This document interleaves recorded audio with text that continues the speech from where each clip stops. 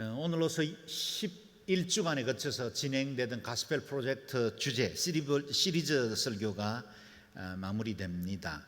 하반기에는 OBC 성경 과목 중에 하나로 가스펠 프로젝트 2가 진행됩니다. 그래서 예배 시간에 말씀을 나누지는 않겠지만 가스펠 프로젝트에 좀 더 관심을 갖고 말씀을 배우기를 원하는 분들은 하반기 개설되는 과목에 등록하셔서 은혜를 계속해서 유지할 수 있겠습니다.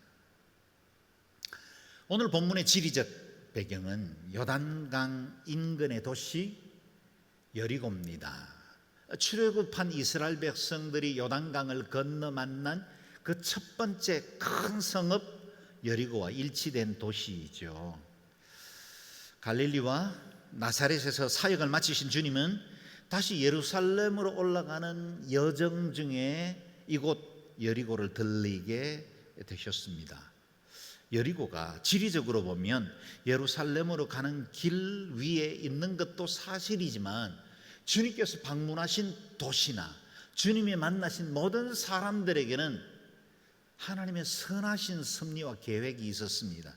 우연히 만난 사람 아닙니다. 우연히 들른 도시가 아니라 하나님의 그 신실하신 섭리의 손으로 찾아가셨고 그곳에서 하나님의 뜻을 드러내신 겁니다. 그것을 우리는 가스펠 프로젝트라 그렇게 부르는 겁니다.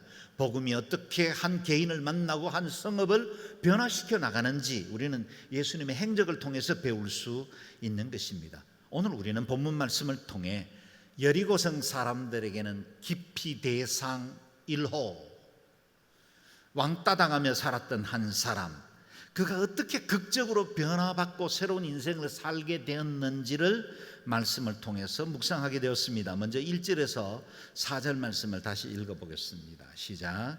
예수께서 여리고에 들어가 거리를 지나가고 계셨는데 여리고에는 삭개오라는 사람이 있었습니다. 그는 세리장이고 부자였습니다. 삭개오는 예수께서 어린 어떤 분인지 보려고 했으나 많은 사람들 때문에 볼 수가 없었습니다. 그는 키가 작았기 때문입니다. 그는 예수를 잘 보기 위해 먼저 달려가 뽕나무 위로 올라갔습니다. 예수께서 그 길로 지나가실 것이기 때문이었습니다. 아멘. 실제로 이 본문 말씀은 어려서부터 신앙생활 해오신 분이라면 여러 번 말씀도 듣기도 했겠고 교회학교 교사라면 아이들에게 가르치기도 하고 또 연극으로 표현하거나 동화로 읽기도 하는 내용이기도 하지요.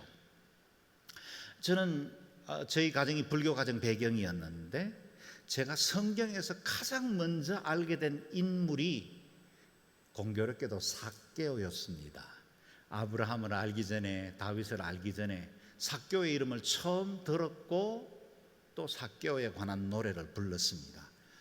시골 마을 아이들하고 동네에서 뛰어노는데 큰 북을 치면서 지나가는 행렬이 있어서 따라갔더니 교회로 갔고 그곳에서 당시에는 희귀했던 환등기를 보여주면서 그때 들려준 이야기가 삭개오 이야기였습니다.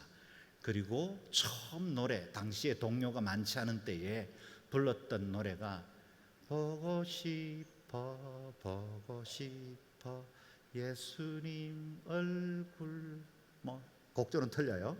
그렇지만 어쨌든 이 노래를 처음 흥얼거리며 배웠고 그 노래를 불렀습니다. 그리고 삭개오라는 인물을 처음 알게 됐는데 그 당시만 해도 저는 삭개오라는 인물이 사람이 아니라 뽕나무 위에 당시에 많이 기어 올라가던 무당벌레인 줄 알았습니다.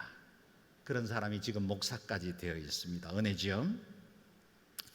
우리 예수님께서 여리고에 오셨다는 소식을 듣고 수많은 사람들이 몰려들기 시작했습니다. 이미 주님의 명성은 온 이스라엘 땅에 퍼졌고 조금이라도 더 가까이 주님께 다가가 주의 말씀을 듣고 주님이 행하신 그 기적과 능력을 보고 싶고 나도 그 복 누리고 싶어하는 사람들로 인산인해 밀치며 애워싸고 있었습니다. 죽은 자를 살리신 분이 아닙니까? 군대 귀신을 쫓아내고 영적 권세를 선포하신 분이 아니십니까? 수많은 불치병들을 치유하신 주님이 아닙니까? 이전에 들어보지 못한 천국 복음을 가르쳐 주신 분이었습니다. 왜 더 가까이 가고 싶지 않겠습니까? 그 주님 만나고 싶고 다들 보고 싶어 했습니다. 온 성읍이 소동하듯이 그리스도께로 모여들었습니다.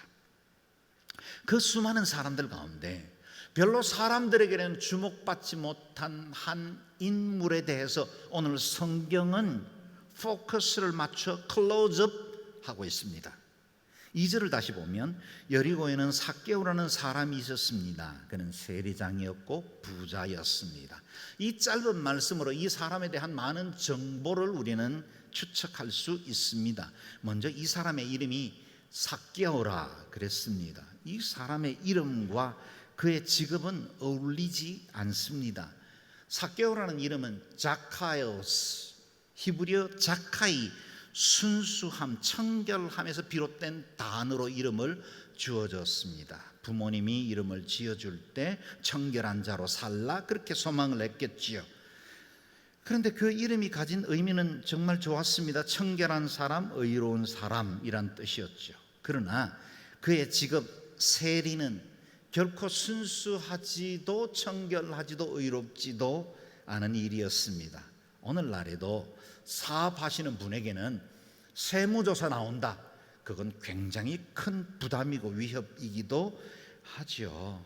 그러나 당시의 세리는 요즘의 세무 공무원과는 전혀 다른 차원의 직업이었습니다. 당시에는 로마가 유대를 지배하고 있었고 로마는 피정복 국가에게 얼마간의 자치를 허용해주는 대신 조세와 그리고 군대 동원을 의무로 요구했습니다. 당연히 로마의 공권력을 등에 업은 세리들은 부정부패가 심했을 것이고 착취가 공공연히 일어날 수밖에 없었을 겁니다. 세리들은 정복자 로마를 위해서 일하고 있다는 것만으로도 미움을 사기에 충분한데 그들은 동족에게 할 수 있는 대로 많은 세금을 부과해서 그것으로 자기 배를 채우고 있었으니 유대인들에게는 원성을 살 수밖에 없는 공공의 적이었다는 겁니다. 일반 서민들의 입장에서는 이 삭개오 같은 인간은 파렴치한 매국노이고 동족의 피를 빨아먹는 기생충 같은 허가받은 도둑으로 여겨지던 때였습니다. 당시에 창기와 세리는 죄인들의 대명사로 불릴 정도였습니다. 더구나 이 여리고라는 지리적인 위치는 남북으로 킹스 하이웨이, 왕의 대로를 따라서 올라가는 길 어간에 있었기 때문에 수많은 교역들이 이루어지던 집산지였고 동서로는 양대 대양을 이어가는 육로 여행길로 수많은 향료와 비단과 물품들이 오가던 곳입니다. 다시 말하면 삭개오가 일하는 그 세관의 수익이 대단했고 세금 또한 막대한 것이었습니다. 이러한 성의 세리장이었던 삭개오는 여러 세리들을 거느리고 있기 때문에 자신의 개인적 부를 축적할 수 있는 좋은 조건에 있었습니다. 이런 배경에서 세리는 사람들이 기피하는 대상들이었고 혐오하는 인물이었습니다. 그러므로 삭개오는 부자였지만 친구는 없었습니다. 권력은 있었지만 진정으로 그를 좋아하는 사람은 없었습니다. 원하는 것들은 얻었지만 진정한 행복은 저만큼 달아나버린 상태입니다. 그런 그에게 어느 날 예수님에 관한 소문이 들렸습니다. 삭개오에게는 예수님이 행하신 그 수많은 기적과 능력에 대한 소문도 그를 자극했겠지만 그 무엇보다 예수님에 대해서 말하는 사람들의 이야기 중 하나가 그의 마음, 삐를 움직였을 겁니다. 당시에 사람들이 예수님을 죄인들의 친구라 불렀다는 겁니다. 세리와 창기들과 음식을 나누어 먹는 자라는 겁니다. 다른 사람들에게는 이것이 비난하는 말이었지만 비난받고 있었던 삭개오 입장에서 이것은 얼마나 큰 위로가 되는 말이었을까요? 더구나 예수님의 12제자 중에 한 사람 세리 출신의 마태가 있지 않았겠습니까? 그런 분이라면 만나보고 싶었습니다. 적어도 예수님은 자신을 이해해주고 아픔을 어루만져 주실 분이라고 느껴지게 되었습니다. 그런 주님이 자신의 성읍 여리고를 방문한다는 소식에 얼마나 기대가 컸겠고 얼마나 보고 싶었겠습니까? 그런데 아니나 다를까 주님의 주변에는 너무나 많은 사람들이 몰려들었습니다. 더구나 삭개오는 보통 사람들보다 키가 작았다 말합니다.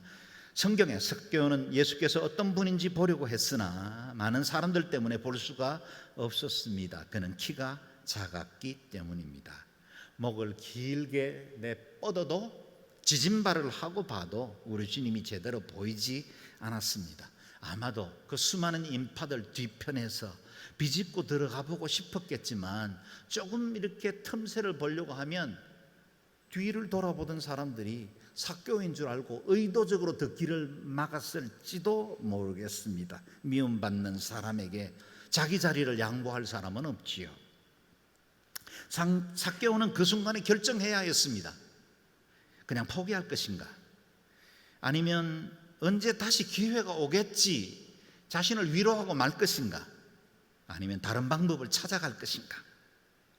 말씀에 기록된 대로 삭개오는 장애물이 있다고 해서 자신의 목표를 포기하는 사람이 아닙니다. 만약 그런 사람이었다면 지금 수많은 사람들의 비난을 받으면서까지 세리장이라는 높은 위치에 오를 수가 없었겠죠. 그는 주님이 지나가실 길 앞으로 추측해 달려가 나무 위로 올라가기로 결정했습니다. 그는 예수를 잘 보기 위해 먼저 달려가 뽕나무 위로 올라갔습니다. 삭개오가 가진 그의 삶의 족적을 보면 도덕적으로는 우리가 배울 것이 없습니다. 그러나 그의 태도와 열정, 영적인 열망만은 그 누구보다 삭개오에게 배워야 합니다.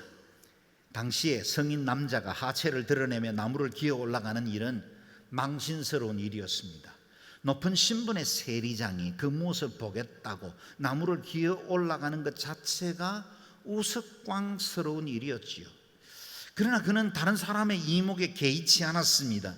주님을 보고 싶어하는 이 열망이 다른 모든 것을 문제로 여기지 않게 만들었다는 겁니다.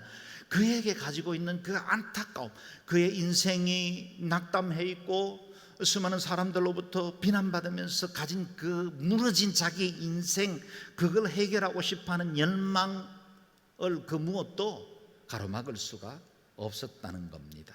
빅토르 위고는 인간이 할 수 있는 모든 자원 가운데 가장 강력한 자원은 opportunity, 기회다, 그렇게 말했습니다.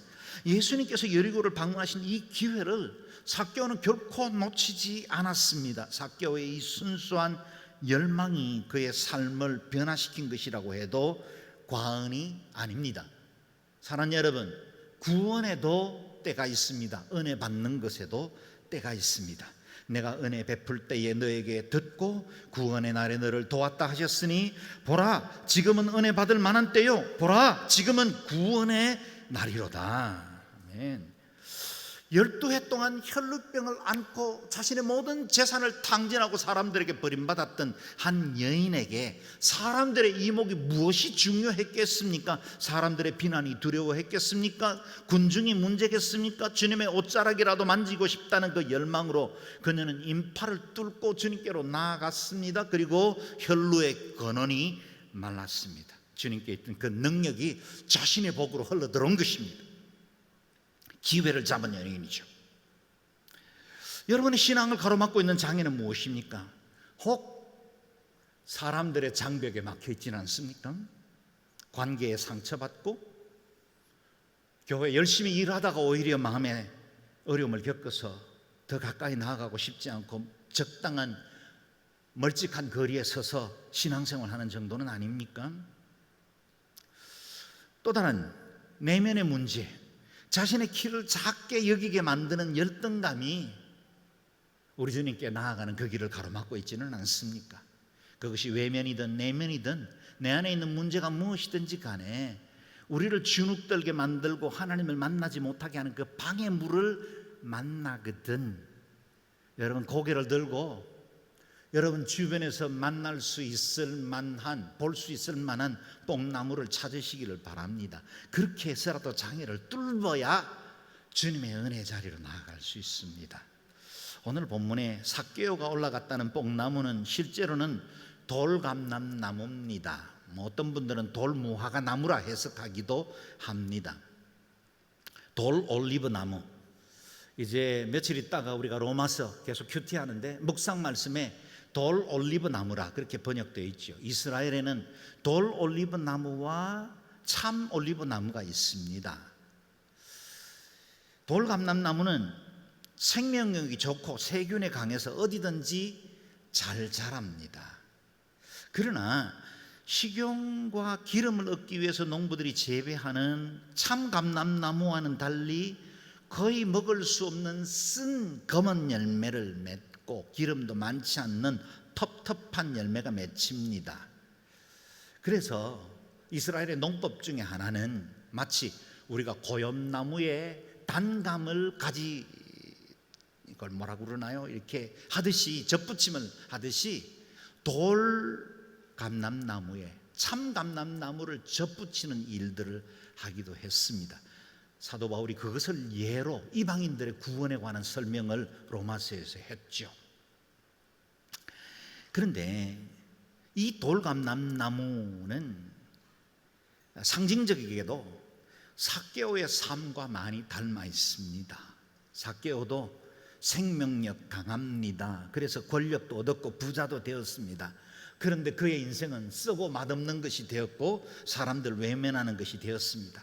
야생나무처럼 끈질기게 성장을 했는데 올라가 보니 거기 열매는 없었다라는 겁니다. 사람들로부터 고립되었고 스스로 도덕적인 자괴감에 빠져 있습니다. 집에 비싼 찻잔 사두었는데 함께 차를 마실 사람이 없는 거예요. 값비싼 스마트폰 샀는데 사람들의 전화도 문자도 오지 않는다면 내가 장만한 이 부요한 것들, 좋은 장비가 무슨 의미가 있겠습니까?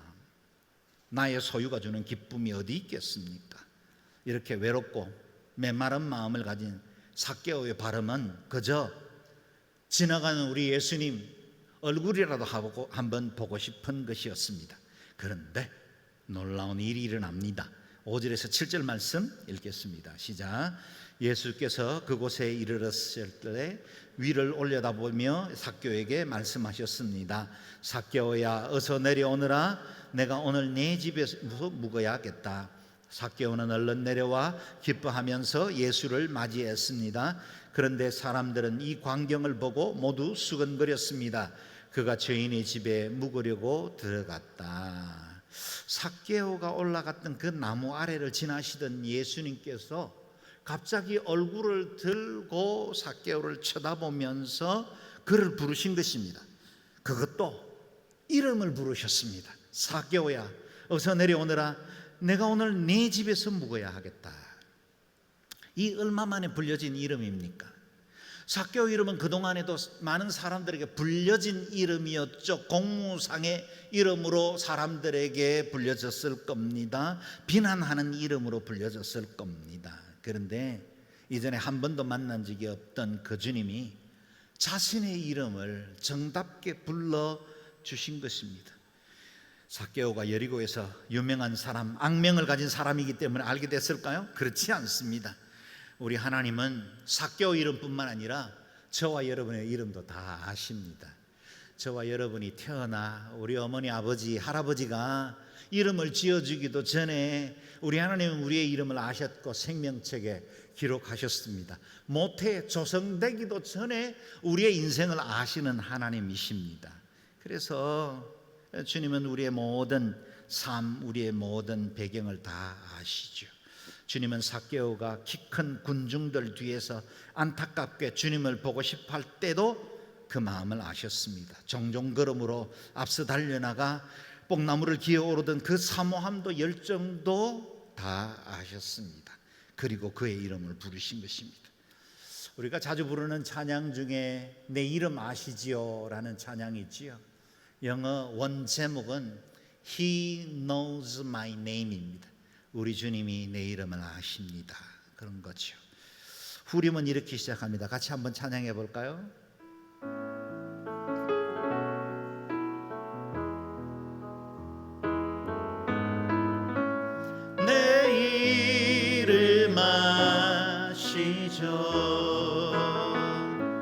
내 모든 생각도 내 흐르는 눈물 그가 닦아주셨죠. 우리 주님께서 내 이름을 아신다는 건 그냥 단순히 도육환이라는 세자 이름을 안다는 뜻이 아닙니다. 우리의 생각도 아십니다. 우리의 마음의 형편도 압니다. 우리가 지치고 외롭고 두렵고 홀로 눈물 흘리던 것들도 아십니다. 같이 한번 고백해 봅니다. 나를 지으신 주님, 나를 지으신 주님, 내 안에 계셔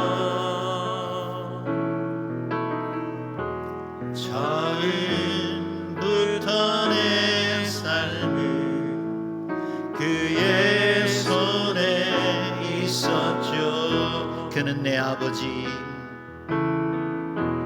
그는 내 아버지, 난 그의 소유.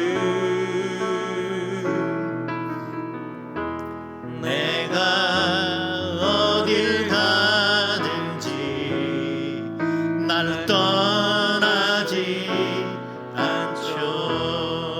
내 이름 아시죠? 내 이름 아시죠? 내 모든 생각도 내 흐르는 눈물 그가 닦아주셔. 내 이름 아시죠? 내 이름 아시죠? 내 모든 생각도 아바라 부를 때 그가 들으시죠. 한 번 더 고백할까요? 내 이름 아시죠? 내 이름 아시죠? 내 모든 생각도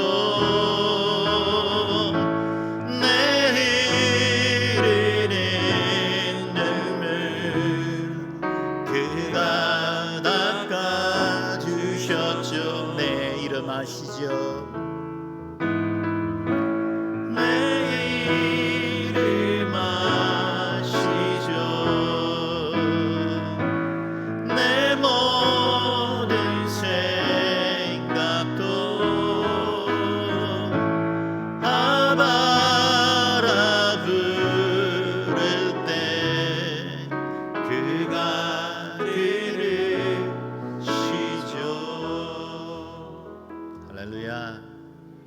우리 하나님 다 아십니다.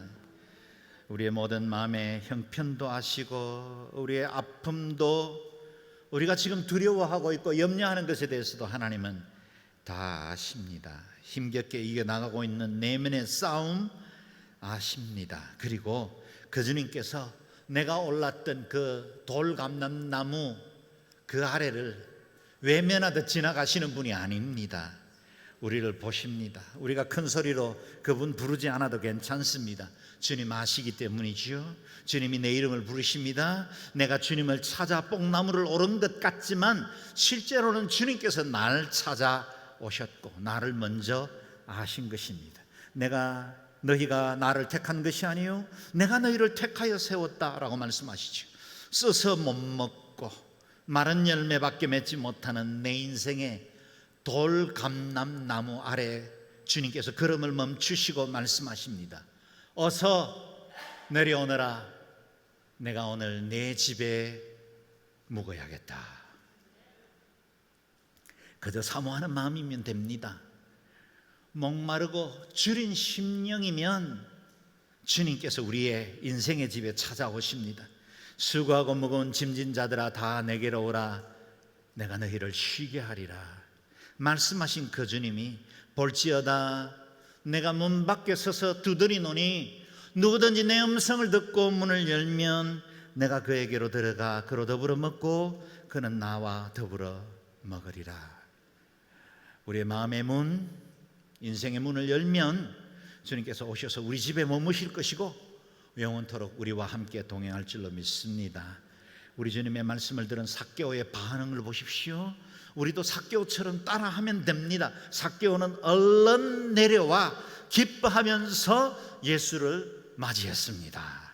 삭개오는 얼른 내려왔습니다. 주님의 얼굴을 보기 위해서 나무로 올라가는 일도 서슴지 않았던 삭개오입니다. 내려오는 일에도 주저함이 없습니다. 삭개오의 행동은 언제나 빨랐고 즉각적이었습니다. 얼마나 기뻤겠습니까? 얼굴 한번 뵙고 싶었는데 관계가 시작된 겁니다. 우리 집에 오시겠다 말씀하십니다. 그 주님이 아무도 찾지 않았던 그 고립된 삭개오의 집으로 친히 들어오겠다 말씀하십니다. 어두움으로 눅눅해진 습한 지하실 창고문에 빛이 들어가는 것 같습니다. 요즘처럼 긴 장마에 눅눅한 숲은 땡빛에 말려놓을 때 그 뽀송함 같은 인생의 새로운 빛이 들기 시작한 것입니다.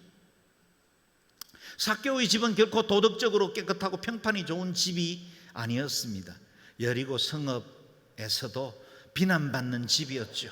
그 성에 왜 다른 사람 없었겠습니까? 사람들에게 칭찬받는 좋은 종교인들 많이 있었겠죠. 그런데 주님은 의도적으로 삭개오의 집을 선택하십니다. 사람들이 수근거립니다.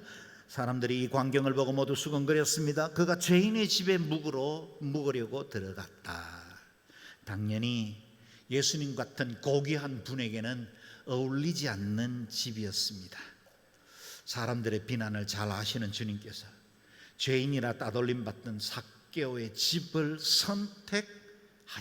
이전에도 비슷한 일이 있었죠. 예수님께서 마태를 불러 제자 삼으신 이후에 레위라 부르는 이 마태가 자기 집에서 큰 잔치를 열었습니다. 자기 동료들, 친구들을 불러서 잔치를 베풀었는데 당연히 자신의 친구들은 대부분 세리였죠. 그래서 그것을 본 바리새파 사람들과 율법학자들이 비방하며 말합니다. 당신들은 어째서 세리들과 죄인들과 함께 어울려 먹고 마시는 거요? 그때 예수님께서 유명한 말씀으로 대답하셨죠. 같이 읽어볼까요? 시작. 건강한 사람에게는 의사가 필요 없고 병든 사람에게만 의사가 필요하다. 나는 의인을 부르러 온 것이 아니라 죄인을 불러 회개시키러 왔다. 아멘. 우리 주님은 병든 자들을 찾아오시는 의원이다 라고 자신을 소개합니다. 여러분, 내 몸속에서 암세포가 자라도 내가 안 아픈 자로 생각하고 멀쩡하게 살면 의원을 찾을 일이 없죠. 내가 아픈 줄 인지해야 합니다. 의사의 도움이 필요하다는 걸 이해해야 그때부터 의사의 도움을 받죠. 마찬가지입니다. 내가 죄인인 줄 알고 예수 그리스도 외에는 그 어디에서도 구원의 여망이 없다는 사실을 인정하는 사람들에게만 주님을 자신의 집으로 초대할 수 있습니다. 주님께서 삭개오의 집을 찾으신 이유가 분명해졌습니다. 죄인을 찾아 구원하시려는 가스펠 프로젝트였죠. 저와 여러분의 삶을 찾아오신 주님도 우리가 자격이 있어서 찾아오신 게 아닙니다. 우리가 아직 죄인 되었을 때 그리스도께서 우리를 위하여 죽으심으로 하나님께서 우리에 대한 자기의 사랑을 확정해 주셨던 것입니다. 죄인인 우리에게 하나님의 사랑이 먼저 드러났습니다. 주님이 우리의 마음속에 거하시고 우리 속에 임재하시는 이유는 우리가 깨끗하기 때문이 아니라 말씀 따라 잘 살고 예배 충실하기 때문이 아니라 우리를 선택하셨고 너는 내 것이라 말씀하셨기 때문에 우리의 이름을 아시는 그 주님이 우리 속에 오셨고 우리와 동행하시고 우리를 더 온전한 하나님의 사람으로 빚어가고 계신 것입니다. 그러므로 주님을 마음에 모시는 것에 대해서 두려워하지 마십시오. 주저하지도 염려하지도 마십시오. 기쁨으로 내려와 맞이하시기만 하면 됩니다. 예수님을 모신 삭개오 삶에 얼마나 놀라운 변화가 일어났는지를 주목해 보시기를 바랍니다. 8절에서 10절 말씀을 읽겠습니다. 시작. 삭개오는 서서 주께 말했습니다.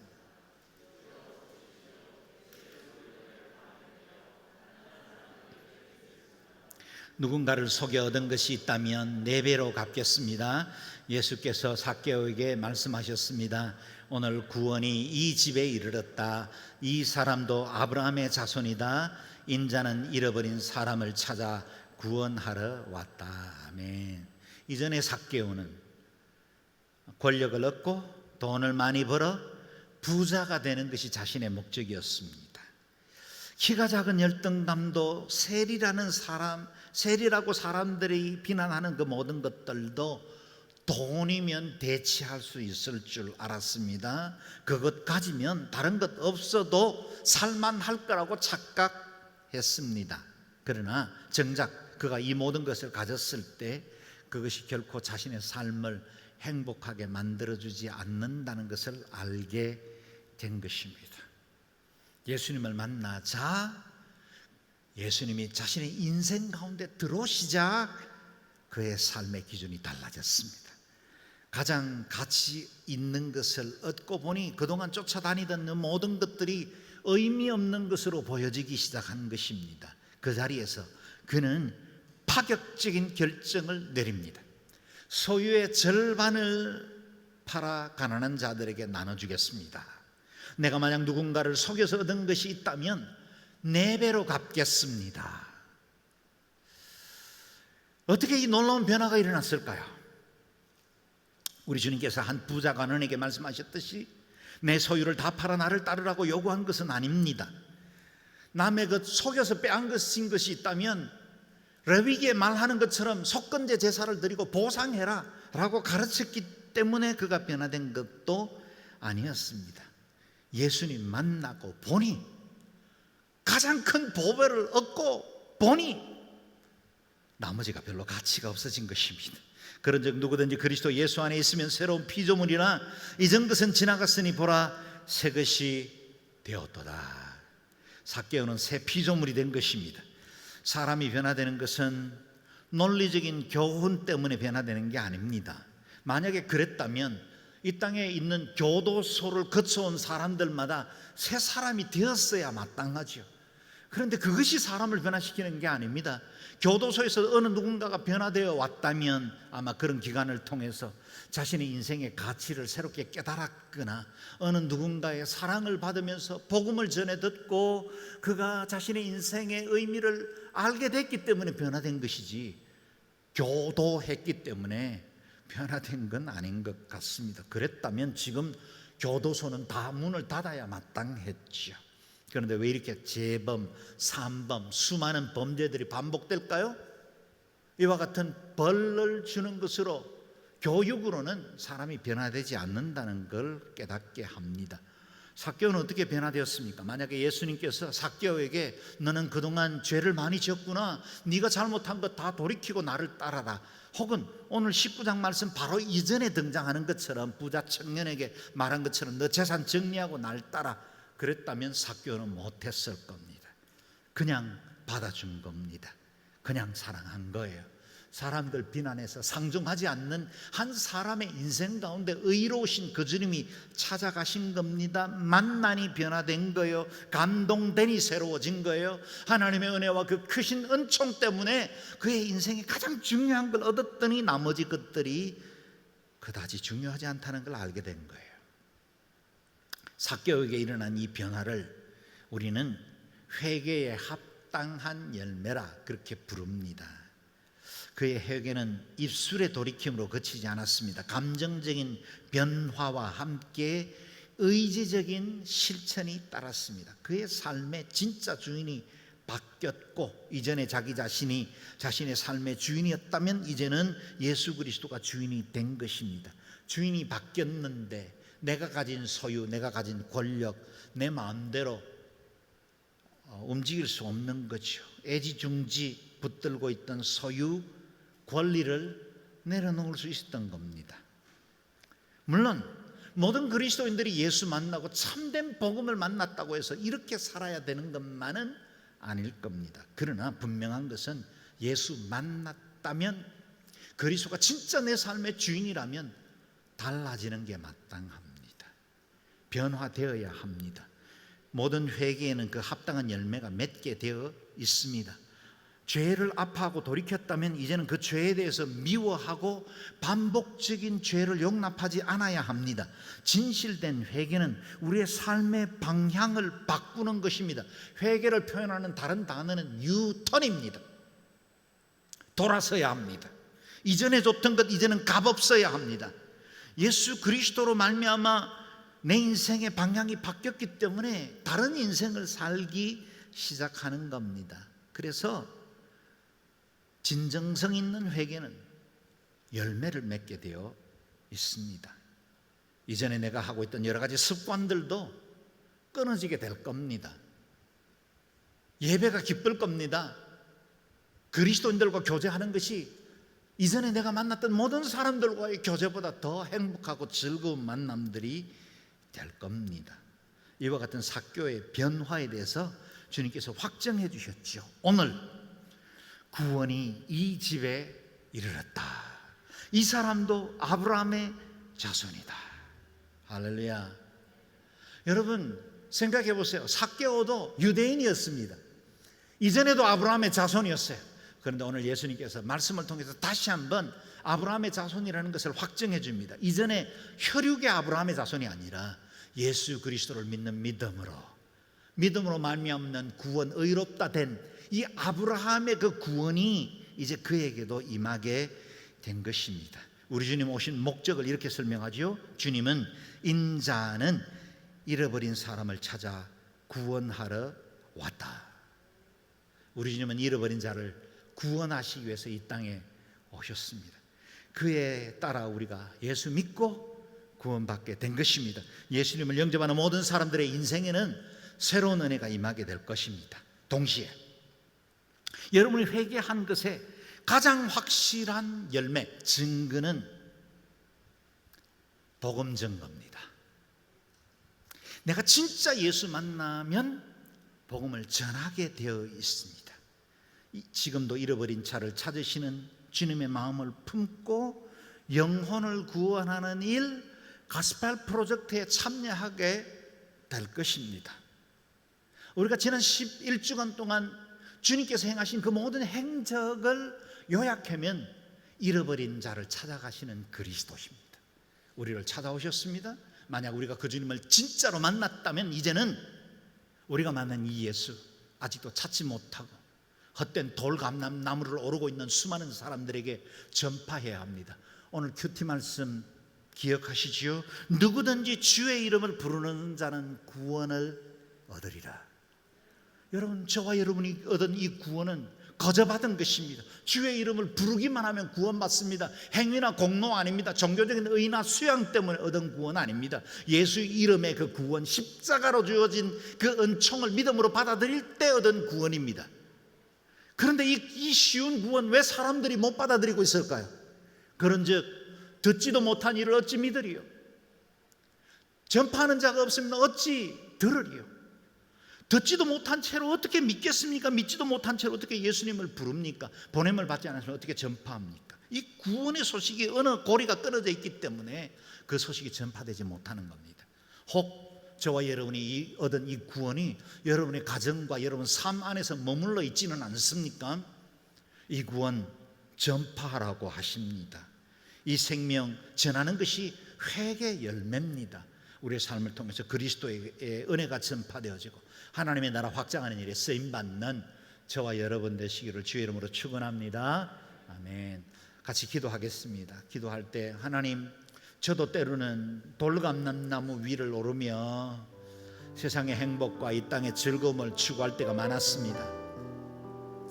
그 감람나무 아래에 서셔서 우리를 불러주신 주님, 오늘 이 시간에도 우리를 불러주시고 내 상한 마음, 그릇된 가치관, 잘못된 모든 세계관들을 조정해 주시고 새롭게 해주시고 그리스도를 온전히 만나게 하시고 회개에 합당한 열매를 맺게 해주시고 우리가 만난 이 예수 전파하는 자가 되게 해주시고 교회가 이 일에 더욱더 이 세상을 구원할 수 있도록 은혜를 베풀어 주옵소서. 또 우리가 중보하며 기도할 때 지금 어렵고 힘들어하는 여러 가지 상황들 중에도 우리 성도들에게 힘과 용기를 다해 주시고 이겨나갈 수 있도록 은혜를 베풀어 주옵소서. 함께 기도하겠습니다.